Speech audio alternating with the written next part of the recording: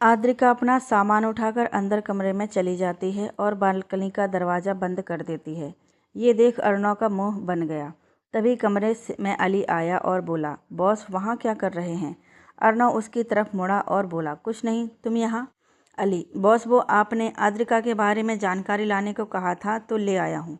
ये सुनकर अर्णव वहाँ स्थित सोफे पर बैठ गया और उसे बोलने का इशारा किया। अली अर्णव को आद्रिका की A to Z जानकारी देने लगा। वहीं दूसरी तरफ कमरे में आकर आद्रिका का मन वापस पढ़ाई में नहीं लग रहा था। उसने खुद से कहा, बदतमीज़ इंसान, अच्छे से कंसंट्रेट नहीं कर पा रही हूँ उसके कारण। वो अपने कमरे से बाहर निकल गई। वो नीचे आई और किचन में जाकर अपने लिए सैंडविच बनाने लगी। तभी उसने खुद से कहा, माँ ने बताया था कि वो लोग खाना बाहर ही खाने जाते हैं। रोज़ रोज़ बाहर का खाना सिया की सेहत के लिए तो सही नहीं है। एक काम करती हूँ, उनके लिए भी बना लेती हूँ। फिर आद्रिका अर्णव, सिया और उसके ग्रुप के लिए भी सैंडविच बनाने लगती है। कुछ देर में उन सबके लिए सैंडविच बनाकर जब वो अपने लिए बनाने लगी तो उसने देखा कि ब्रेड खत्म हो गई है। ये देख उसने मुंह बना लिया, लेकिन फिर बोली, कोई ना, मैं ओट्स खा लूँगी। उसने सभी सैंडविच अच्छे से एक प्लेट में लगाए और फिर बिमला के घर की तरफ बढ़ गई। उसने बेल बजाई तो बिमला ने दरवाज़ा खोला और आद्रिका को देखकर कहा, अरे आद्रिका आंटी, वो जो किराएदार आए हैं ना, उनके लिए सैंडविच बनाकर लाई थी। माँ ने बताया था कि वह रोज़ाना बाहर ही खा रहे हैं और बच्चे की सेहत के लिए ये सही नहीं है। बिमला ने सिर हिलाकर उसे अंदर आने दिया और कहा, वो जो लड़की उनके साथ है वो किचन में बच्ची का दूध गर्म कर रही है, उसे ही दे देना। आद्रिका सिर हिला देती है। कुछ देर में जूलिया आई। आद्रिका को देख उसने अपनी मुट्ठियाँ गुस्से से भींच ली। उसने उससे कहा, क्या चाहिए? आद्रिका ने मुस्कुराते हुए कहा, लेने नहीं, देने आई हूँ। ये लीजिए सैंडविच। आप लोग रोज़ाना बाहर ही खाते हैं। सेहत आद्रिका के आगे कुछ बोल पाती। आद्रिका के आगे के बोल उसके गले में ही अटक गए क्योंकि जूलिया ने उसकी प्लेट को ज़मीन पर फेंक दिया था। जूलिया, तुम जैसी लड़कियों को मैं अच्छे से जानती हूँ। अमीर लड़कों को देख उन्हें इम्प्रेस करने भी आ गई। पर मैं तुम्हें बता दूँ, यहाँ तुम्हारी दाल नहीं गलेगी। अर्णव को तुम जैसी लड़कियाँ बिल्कुल भी पसंद नहीं हैं।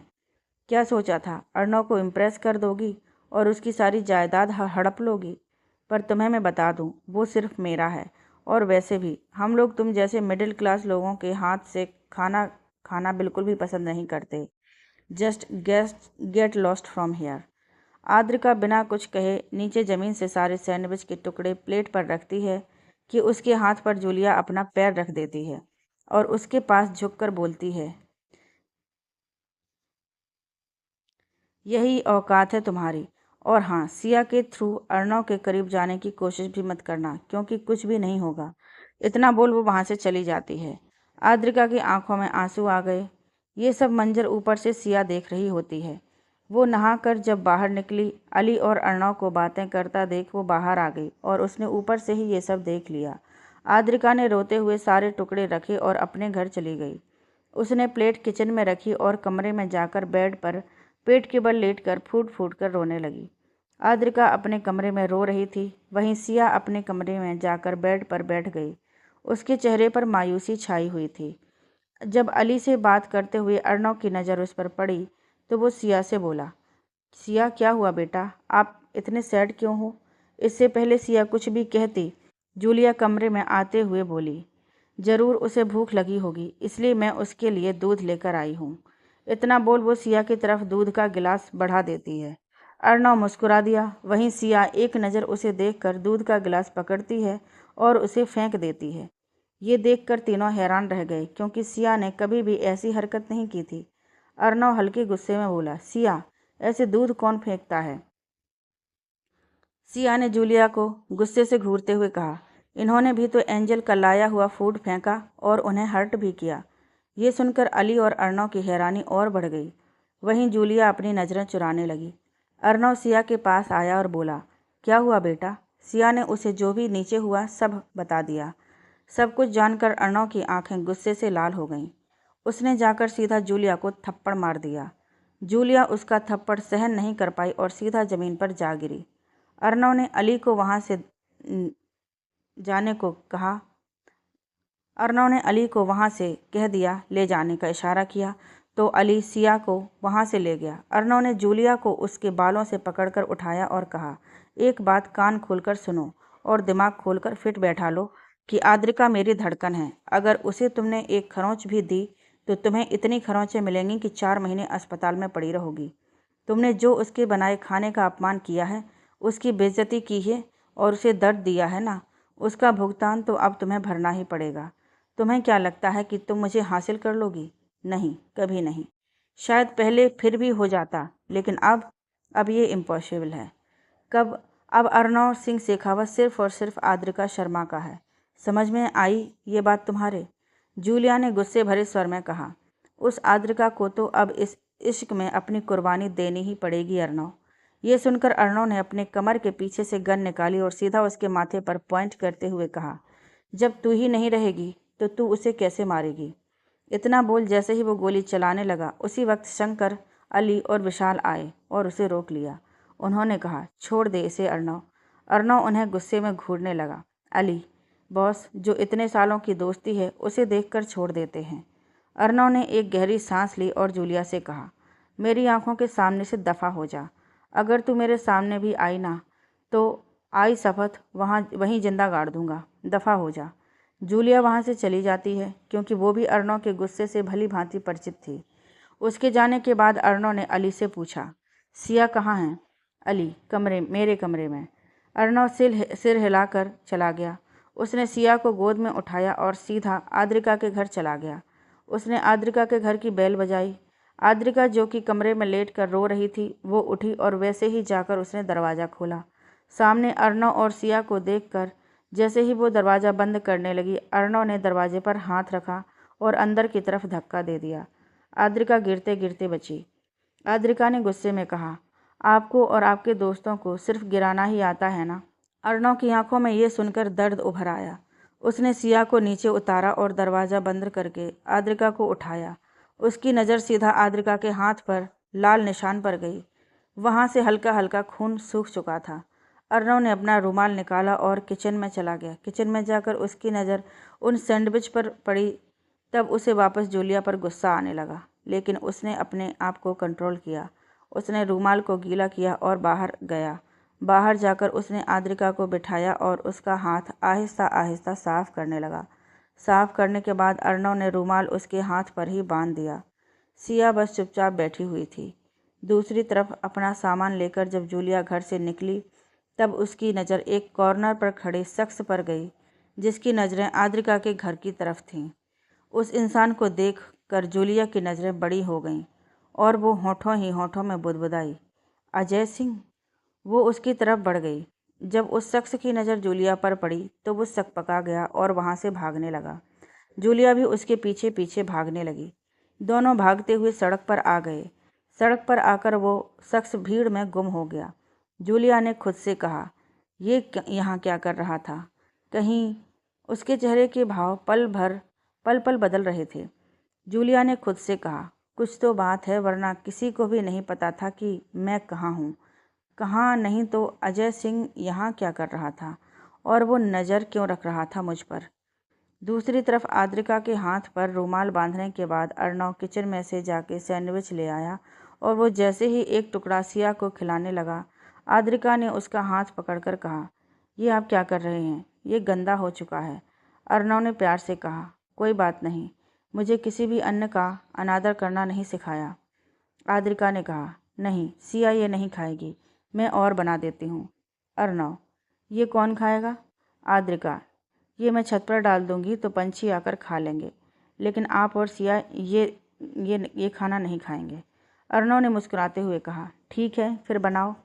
आद्रिका उठी और बोली, ब्रेड नहीं है, मैं योगेश को कह देती हूँ, वो ले आएगा अपनी दुकान से। आद्रिका ने योगेश को फ़ोन करके ब्रेड लाने को कहा। योगेश ने ब्रेड लाकर आद्रिका को दे दी। आद्रिका सैंडविच बनाने लगी। सिया को उसने हॉल में टीवी लगा दिया था तो वो कार्टून देख रही थी। वो किचन में काम कर रही थी। अर्नव चुपके से किचन में घुस गया। वो दरवाजे पर खड़ा होकर प्यार से आद्रिका को निहारने लगा। जब आद्रिका को अपने ऊपर किसी की गर्म नज़रें महसूस हुईं, उसने नज़रें घुमाकर किचन में देखा तो दरवाजे पर अर्नव को पाया। उसे देख उसने नज़रें झुका लीं। अर्नव बस मुस्कुरा दिया। आद्रिका बोली, कुछ चाहिए? अर्णव ने प्यार से कहा, हाँ, तुम्हारा प्यार। आद्रिका ये सुनकर कुछ नहीं बोली। अर्णव धीरे धीरे उसकी तरफ बढ़ने लगा। जब वो उसके बेहद करीब आ गया तब आद्रिका ने उसकी तरफ अपनी पीठ कर ली और टमाटर काटने लगी, लेकिन काटते वक्त उसके हाथ कांप रहे थे क्योंकि अर्णव उसके बेहद करीब खड़ा था। अर्णव ने आद्रिका के बालों को एक तरफ कर दिया। ऐसे करते हुए उसकी ठंडी उंगलियां आद्रिका की गर्दन से छू गईं और इस एहसास ने आद्रिका के अंदर एक सिरहन पैदा कर दी। वो कुछ भी बोलने या करने की हालत में नहीं थी। उसकी धड़कन 100 की रफ्तार से चल रही थी। अर्णव ने फिर उसी अवस्था में उसके हाथ पकड़े और उसी के हाथों को पकड़कर प्याज काटने लगा। अब तो आद्रिका की सांसें ही रुक गई थीं समझो। अर्णव की आंखों में आद्रिका अपने लिए बेशुमार प्यार, जुनून, परवाह देख पा रही थी। वहीं अब तक जिन आंखों में अर्णव को सिर्फ दर्द दिख रहा था, अब उनमें खुशी और सुकून था। लेकिन अर्णव को समझ नहीं आ रहा था कि उसने आद्रिका के करीब आकर सही किया या गलत। अचानक अर्णव उससे दूर हो गया और नज़रें चुराकर बोला, सॉरी। इतना बोल जैसे ही वो जाने लगा, आद्रिका ने उसका हाथ पकड़ लिया। अर्णव के सीने से जा लगी। अर्णव चौंक जाता है। आद्रिका ने उसके कान के पास होंठ लाकर कहा, आखिर में कर ही दिया आपने हमें इश्क में पागल। इतना सुनते ही अर्णव ने उसे अपने गले से लगा लिया। तभी सिया किचन में आते हुए बोली, एंजल, सैंडविच बन गए? उसकी आवाज़ सुनते ही दोनों अलग हो गए। आद्रिका ने अपने बाल सही किए और कहा, 15 मिनट्स वेट करो। सिया ने सिर हिला दिया और चली गई। उसके जाते ही अर्णव ने वापस उसे अपने सीने से लगा लिया और कहा, और उसके कान के पास होंठ लाके कहा, आदि, हमें कोई रोमांस ही नहीं करने देता? उसकी बात सुनकर आद्रिका मुस्कुरा दी। उसने उसके पेट में कोहनी मारी तो वो अलग हो गया। आद्रिका वापस प्याज काटने लगी। अर्णव ने फिर से उसे पीछे से बाहों में भर लिया और कहा, मुझे लगा नहीं था कि मुझे इतनी जल्दी तुम्हारी हाँ मिल जाएगी। वैसे ये चमत्कार कैसे? आद्रिका ने कहा, आज जब तुम मेरे घर आए ना, मेरे जख्म पर रुमाल बांधा और फिर मेरे बनाए हुए गिरे हुए सैंडविच खाने लगे, तभी समझ गई कि जो इंसान मेरे हाथ के बनाए गिरे हुए सैंडविच खा सकता है वो क्या कर सकता है। और वैसे भी इतना हैंडसम लड़का ना खूबसूरत लड़की के साथ ही अच्छा लगता है। लास्ट की बात सुनकर अर्णव को हंसी आ गई। अर्णव ने प्यार से कहा, अब सच बताओ, इतनी जल्दी कैसे हाँ की? क्योंकि मैं जानता हूँ कि वजह कोई और है। आद्रिका ने मन ही मन कहा, बिल्कुल भी नहीं बदला। आद्रिका ने कहा, आपको अभी भी समझ नहीं आया कि मैं कौन हूँ? अर्णव ने नासमझी के भाव से कहा, कौन हो मतलब? आद्रिका हो और कौन हो? आद्रिका ने कहा, हम पहली बार कहाँ मिले? अर्णव ने कहा, जन्नत में। आद्रिका ने ना में सिर हिलाकर कहा, नहीं, वो हमारी दूसरी मुलाकात थी। अर्णव हैरान हो गया और बोला, पहली मुलाकात कब हुई? आद्रिका ने कहा, 8 महीने पहले गोवा में। अर्णव ने हैरत भरे भाव से कहा, गोवा? आद्रिका ने मुस्कुराते हुए कहा, जी गोवा। 8 महीने पहले मैं अपने कॉलेज के दोस्तों के साथ गोवा गई थी। हमारी ट्रिप थी। हम लोग नाइट में मार्केट गए थे। कुछ देर बाद वहाँ गोलियाँ चलने लगीं और पूरे बाज़ार में अफरा तफरी मच गई। मैंने अपने चेहरे पर स्कार्फ बांधा हुआ था और आपने भी मास्क पहना हुआ था। मुझे गोली लगने ही वाली थी कि आपने पकड़कर मुझे गाड़ी के पीछे छुपा लिया। उस वक्त मैं सिर्फ आपकी ये काली आंखें देख पाई थी। आपकी आंखों ने तो उसी वक्त मेरा दिल चुरा लिया था। उस वक्त मैंने आपकी कलाई पर एक निशान भी देखा था। आज जब आप रुमाल बांध रहे थे तब देखा तो यकीन हो गया कि वो आप ही हो। ये सुनकर अर्णव को याद आया, उस दिन वो अपने किसी दुश्मन से सरे बाजार भिड़ गया था। जब अगले ने गोली चलाई तो उसने भी चला दी और गोली की आवाज़ सुनकर बाजार में अफरा तफरी मच गई। सब कुछ याद कर अर्णव ने आद्रिका से कहा, मैंने तब तुम पर ध्यान नहीं दिया था, लेकिन उस वक्त भी तुम्हें देखकर दिल धड़क उठा था और अब भी धड़क उठता है। आद्रिका बस मुस्कुरा दी। कुछ देर बाद प्याज टमाटर काट कर बोली, अब हटिए, मुझे सैंडविच बनाने दीजिए। अर्णव ने उसे छोड़ दिया। आद्रिका सैंडविच बनाने लगी। कुछ ही देर में उसने सैंडविच बना लिए। साथ में उसने अपने और अर्णव के लिए चाय चढ़ाई हुई थी जो कि बन चुकी थी। उसे कप में डालकर सैंडविच लेकर वो हॉल में चली गई। हॉल में जाकर उसने सिया को सैंडविच दिए और फिर तीनों सैंडविच खाने लगे। कुछ देर बाद अर्णव सिया को लेकर चला गया। आद्रिका भी फिर से पढ़ाई में लग गई। वहीं दूसरी तरफ जूलिया ने होटल में कमरा ले लिया था। वो अपने कमरे में इधर उधर चक्कर मार रही थी। उसने कहा, जूलिया, तुझे कॉल करना ही होगा। इतना बोल उसने अपना फ़ोन लिया और किसी को फ़ोन लगाया। बेल जा रही थी और जूलिया की धड़कनें बढ़ रही थीं। जैसे ही जूलिया काटने लगी वैसे ही अगले बंदे ने फ़ोन उठा लिया। ये देख के जूलिया ने आंखें बंद कर लीं। उसने धड़कते दिल के साथ कहा, हेलो। सामने से एक औरत की आवाज़ आई, हेलो। औरत की आवाज़ सुन जूलिया रिलैक्स हो गई। वो बोली, हेलो शाइनी। सामने से शाइनी बोली, हेलो जी, कौन बोल रहा है? जूलिया, अरे शाइनी, तुम्हारे साहब की बेटी बोल रही हूँ जूलिया, मेरा मतलब आंचल। ये सुनकर शाइनी खुशी से बोली, अरे आंचल मैडम, बड़ी देर बाद याद किया आपने। वैसे कैसे याद किया? जूलिया, वो आपके साहब से बात करनी थी। शाइनी, हमारे साहब आपके पिता लगते हैं आंचल जी। ये बात सुनकर जूलिया ने कसकर अपनी आंखें बंद कर लीं। उसकी आंखों से आंसू निकल आए। उसने आंसू को पोंछकर कहा, छोड़िए, वो फ्री है ना? शाइनी, जी, अभी बात करवाते हैं। कुछ देर बाद जूलिया के कानों में किसी मर्द की आवाज़ पड़ी, हेलो, कौन?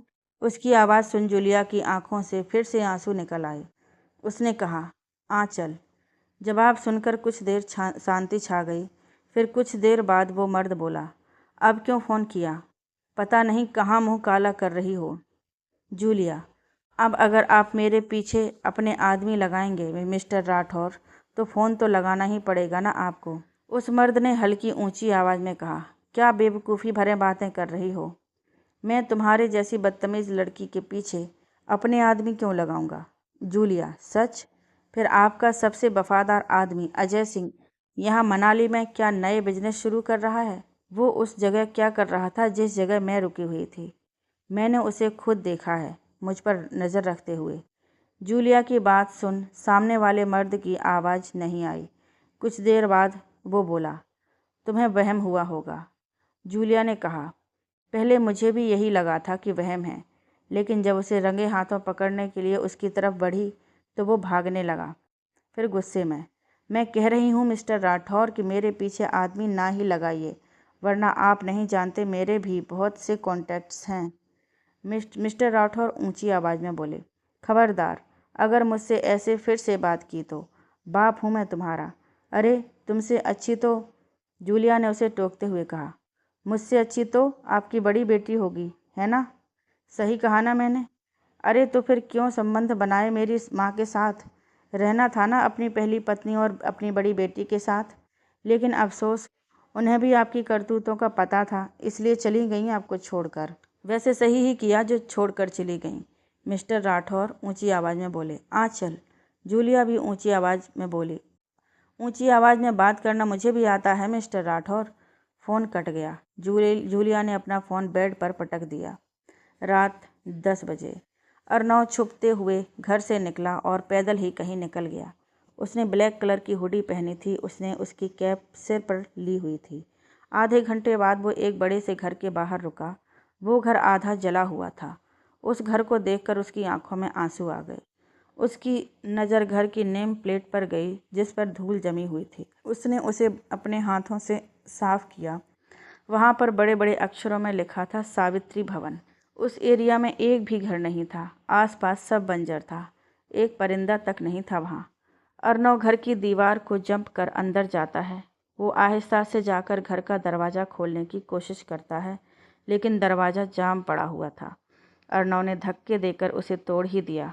वो अंदर गया तो अंदर गुप्त अंधेरा था। बाहर भी कोई स्ट्रीट लाइट नहीं थी। ऊपर से अमावस्या की रात। वहाँ बहुत ठंड थी, जिसका एहसास अर्नव को भी हो रहा था, लेकिन उसने नज़रअंदाज कर दिया। उसने अपना फ़ोन निकाला और टॉर्च ऑन की। टॉर्च की लाइट से अब वो देख सकता था। अंदर सब कुछ बिखरा हुआ था। बहुत ज़्यादा वहाँ बदबू थी, लेकिन किस चीज़ की बदबू थी ये तो सिर्फ अर्नव जानता था। उसने चेहरे पर रुमाल बांध लिया। कुछ आधा जला था तो कुछ पूरा जला हुआ था। वो घर एक कमरे में गया। घर के उसने टॉर्च की लाइट ऊपर सीलिंग की तरफ की। वहाँ का मंजर देख उसकी रूह कांप गई। वहीं मनाली से 900 किलोमीटर दूर उदयपुर की सबसे बड़ी construction company Rathore group construction company के एमडी के ऑफिस की लाइट जल रही थी। उस ऑफिस में 48 साल का आदमी बैठा कुर्सी पर बैठा था। उसकी नज़र लैपटॉप पर थी। लैपटॉप पर किसी औरत की तस्वीर थी। तभी केबिन में एक आदमी आ गया। उसने कुर्सी पर बैठे आदमी के सामने सिर झुकाकर कहा, राजा साहब, अजय सिंह आ गए हैं। कुर्सी पर बैठे राठौर ग्रुप कंस्ट्रक्शन कंपनी के मालिक देवराज सिंह राठौर ने सर्द आवाज़ में कहा, भेजो उसे। कुछ देर बाद पर्वत कॉलोनी में आद्रिका पर नज़र रखने वाला शख्स अजय सिंह देवराज के सामने सिर झुकाकर बोला, खम्मा घड़ी राजा साहब। देवराज ने लैपटॉप बंद करके अपनी नज़र अजय सिंह पर दौड़ाते हुए कहा, घड़ी खम्मा, तो आप वहाँ आंचल से मिले अजय सिंह। अजय सिंह ने सिर झुकाए ही कहा, साहब हम तो वहाँ रानी साहिबा और राजकुमारी जी पर ही नज़र रखे हुए थे, लेकिन पता नहीं कैसे छोटी राजकुमारी जी आ गई। देवराज ने एक गहरी सांस लेकर कहा, रानी साहिबा को शक तो नहीं हुआ? अजय सिंह ने सिर झुकाए ही कहा, जी नहीं। देवराज कुछ नहीं बोले। अजय सिंह ने एक नज़र उसे उठाकर देखा और फिर से नज़रें झुकाकर कहा, राजा साहब आपसे एक बात करनी थी। देवराज, कहो। अजय सिंह, राजा साहब रानी साहिबा के घर एक लड़का आता जाता है और उसके साथ एक बच्ची भी होती है।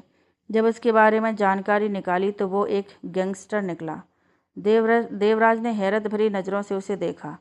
अजय सिंह ने आगे कहा, वो राजकुमारी के सामने वाले घर में रहता है और उसी घर से छोटी राजकुमारी जी निकली थी। देवराज ने अपनी आंखें बंद कर लीं। उसने खुद से कहा, आंचल और राजकुमारी का आमना सामना ना ही हो तो सही है। फिर आंखें खोलकर कहा, तुम वापस जाओ और मुझे पल पल की खबर चाहिए। जय सिंह सिर हिलाकर चला गया। उसके जाने के बाद देवराज कुर्सी से उठा और खिड़की के पास जाकर आसमान को देखते हुए बोला, जयश्री कब तक छुपी रहोगी? समय आ चुका है कि मैं अपनी बच्ची को ले जाऊं।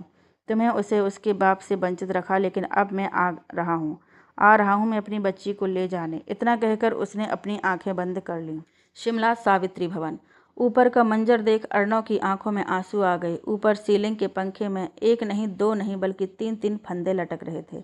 अर्णव वहां से निकला और घर के बाहर आकर पर्वत कॉलोनी की तरफ भागने लगा। पर्वत कॉलोनी ने कुछ ही दूरी पर रुक गया। वो एक बार था। उसने एक नज़र बार को देखा, फिर अंदर चला गया। बार के अंदर बहुत शोर था। अर्णव एक कॉर्नर पर जाकर बैठ गया। उसने वेटर से एक बियर का गिलास मंगवाया। उसने वो पूरा गिलास एक झटके में ही पी लिया। उसने फिर बियर और मंगवाई। वो लगातार पीने लगा, लेकिन फिर कुछ देर बाद वो रुक गया। उसने अब तक 4 गिलास बियर पी लिए थे। वेटर ने आकर उससे बार के बंद होने की बात कही तो वो लड़खड़ाते कदमों के साथ बाहर जाने लगा। वो लड़खड़ाते हुए ही पर्वत कॉलोनी आ पहुंचा। वो अपने घर की बजाय आद्रिका के घर की बाउंड्री को क्रॉस करके अंदर गया। उसने फिर ऊपर आद्रिका की बालकनी की तरफ नज़र घुमाई। ऊपर चढ़ने के लिए कोई रास्ता नहीं था। अर्णव ने फिर चारों तरफ नज़र घुमाई। उसे विमला के घर के बाहर बने स्टोर में एक सीढ़ी दिखी। वो उस तरफ बढ़ गया। उसने वहां से सीढ़ी ली और आद्रिका की बालकनी के नीचे लगा दी। वो उस पर चढ़कर उसकी बालकनी में गया। बालकनी बंद थी और पर्दा लगा हुआ था। वो बालकनी के शीशे पर हाथ मारने लगा। वहीं आद्रिका, जो कि पढ़ रही थी, जब उसके कानों में ये आवाज़ आई तो वो उठी और उसने पर्दा हटाया। जब उसकी नज़र सामने बालकनी के कांच पर के दरवाजे के उस पार खड़े अर्णव पर पड़ी तो उसने झट से दरवाज़ा खोला। अर्णव अंदर आकर बेड पर जाकर बैठ गया। आद्रिका ने दरवाज़ा बंद किया और पर्दा लगा दिया। उसने फिर कमरे के दरवाजे को देखा, वो भी बंद था। अब वो जैसे ही अर्णव के पास बैठी, अर्णव ने उसका हाथ पकड़कर अपनी गोद में बिठा लिया। उसके करीब आते ही आद्रिका को बियर की स्मेल आई। बियर की स्मेल आते ही आद्रिका ने उसे जोर से धक्का दिया और उससे दूर हो गई। वो उसे गुस्से से घूरने लगी। आद्रिका ने उसे सहारे से उठाया और फिर बाथरूम ले गई। उसने कुछ पल सोचा और फिर उसे शावर के नीचे खड़ा करके शावर ऑन कर दिया। कुछ ही देर में ठंडा ठंडा पानी अर्णव के ऊपर गिर रहा था। अर्णव को अब थोड़ा थोड़ा होश आ रहा था। उसने जब अपने सामने आद्रिका को देखा तो उसे भी शावर के नीचे खींच लिया। आद्रिका सीधा उसके सीने से लग गई। उसने घूर कर अर्णव को देखा और फिर उससे दूर होने लगी, लेकिन अर्णव ने उसको कसकर पकड़ लिया था। अब वो दोनों ही भीग रहे थे। दोनों ही एक दूसरे की आंखों में खो चुके थे। तभी आद्रिका के कमरे का दरवाज़ा खटकता है। आवाज़ सुनकर दोनों ही सकपका गए और इसी चक्कर में आद्रिका गिरने ही वाली थी कि अर्णव ने उसे बाहों में थाम लिया। आद्रिका ने खुद को आहिस्ता से उससे अलग किया और फिर उसे तौलिया थमाकर बाहर आई और कहा, कौन? बाहर से जयश्री बोली, कौन कौन? मैं ही हूँ। इतनी रात गए, तू शावर क्यों ऑन किया है? आद्रिका ने अटकते हुए कहा, वो मैं बाथरूम गई थी और गलती से शावर ऑन हो गया। जयश्री ने कहा, अच्छा, पढ़कर सो जाना। जयश्री चली गई। जब आद्रिका को यकीन हो गया कि जयश्री चली गई तो उसने अर्णव को बाहर निकाला। अर्णव को बाहर निकालकर उसने कपड़े बदल लिए। अर्णव ने भी अपनी हुडी निकाल कर रख दी। अब वो अपने होश में था। आद्रिका ने जब बाहर निकलकर उसे ऐसे देखा तो कहा, अपने घर जाओ, मुझे पढ़ना है। अर्णव ने उसके नज़दीक जाते हुए कहा। मैं तो। आद्रिका ने उसे हाथ दिखाकर टोकते हुए कहा। जाओ। वैसे भी मैं शराबियों से बात करने में कोई दिलचस्पी नहीं रखती। उसका जवाब सुन अर्णव समझ गया कि वो उससे नाराज है। आद्रिका ने फिर कहा, जाओ, मुझे पढ़ना है, कल एग्ज़ाम है। एग्ज़ाम का सुनकर वो चुपचाप हुडी लेकर बालकनी से ही चला गया। जब तक वो बिमला के घर के अंदर नहीं गया और उसके कमरे की लाइट नहीं जली, तब तक आद्रिका अपनी बालकनी से नहीं हटी। अर्णव के कमरे की लाइट जलते ही आद्रिका ने बालकनी का दरवाज़ा बंद किया और पर्दे लगाकर पढ़ने बैठ गई। वहीं अर्णव बेड पर पीठ के बल लेट गया। उसने अपनी आंखें बंद कीं तो उसकी आंखों के सामने वही मंजर आ गया। उसकी आंखों से आंसू निकल आए। उसकी आंखों के सामने अब धुंधली यादें आने लगीं। फ्लैशबैक। यह बात 6 साल पहले की है। 5 साल पहले अर्णव अपने परिवार के साथ शिमला में रहता था। इसके परिवार में इसके पिता थे ऋतुराज सिंह शेखावत, जो कि एक ईमानदार पुलिस वाले थे। इसकी माँ थी सावित्री सिंह शेखावत, जो कि एक गृहिणी थीं, और इसकी बहन रिद्धि सिंह शेखावत थी, जो कि अर्णव से 4 साल बड़ी थी। रिद्धि मेडिकल की पढ़ाई कर रही थी। अर्णव ने तब नया नया कॉलेज ज्वाइन किया था। कॉलेज में ही उसकी दोस्ती अली, शंकर और विशाल से हुई। अली, विशाल और शंकर तीनों ही शिमला के एक अनाथाश्रम में पले बढ़े थे। चारों की दोस्ती बहुत गहरी हो चुकी थी। एक दिन रिद्धि अपनी सहेली के घर पार्टी में गई थी। वहाँ से वो शाम 7 बजे निकली थी। वो ऑटो का इंतजार कर रही थी कि कुछ गुंडे टाइप लड़के उसके इर्द गिर्द मंडराने लगे। रिद्धि ने पहले तो ध्यान नहीं दिया, लेकिन फिर एक लड़के ने आकर उसका दुपट्टा खींच लिया। ये देख रिद्धि घबरा गई। उसने अपने बैग से जैसे ही फ़ोन निकाला, दूसरे लड़के ने उसका फ़ोन छीन लिया और वहीं फेंक दिया, जिससे वो टूट गया। रिद्धि की आंखों में आंसू आ गए। उसने गिड़गिड़ाते हुए कहा, प्लीज़ प्लीज़ मुझे छोड़ दो, प्लीज़। देखो, पैसे ले लो, प्लीज़ मुझे छोड़ दो। तुम्हें पता नहीं है, मेरे पापा पुलिस में हैं। लेकिन उन लड़कों ने उसकी एक नहीं सुनी और उसकी तरफ बढ़ गए। सड़क पर कोई भी नहीं था। एक लड़के ने उसे बेहोशी की दवा सुंघा दी, जिससे वो चंद सेकंड में बेहोश हो गई। उसके बाद लड़कों ने उसे उठाया और जंगल में ले गए। जंगल में ले जाकर उसके साथ वही हुआ जिसका हर लड़की को डर था। उन लड़कों ने उसके पूरे शरीर को नोच दिया था। वहीं दूसरी तरफ सावित्री भवन में सब बहुत फिक्र में थे कि अभी तक रिद्धि नहीं आई। ऋतुराज ने अपने कॉन्टैक्ट्स के जरिए पता किया, लेकिन कुछ भी नहीं पता चला। सावित्री का रो रोकर बुरा हाल हुआ पड़ा था। अर्णव बहुत मुश्किल से उसे संभाल रहा था।